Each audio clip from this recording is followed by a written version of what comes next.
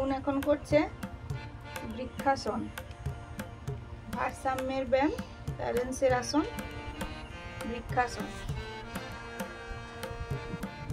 এক পায়ে দাঁড়িয়ে করো জোরে, অপর পা মুড়ে উরুর পাশে, বৃক্ষ সম দৃঢ় পেশি, কিছু না ধরে, এতে সদা ভারসাম্য করে।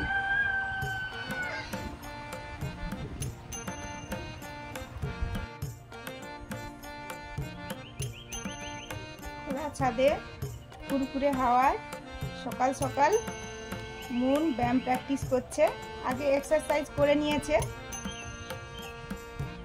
এই ব্যায়ামটার নাম দণ্ডায়মান বিভক্তি আসন।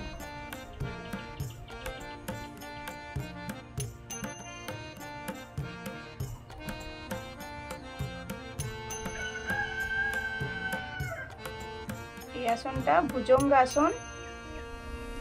এটা ব্যাক ব্যান্ডের ব্যায়াম।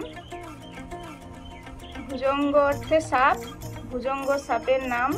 চলে যেইভাবে, অভ্যাসে কোমর ব্যথা দ্রুত চলে যাবে।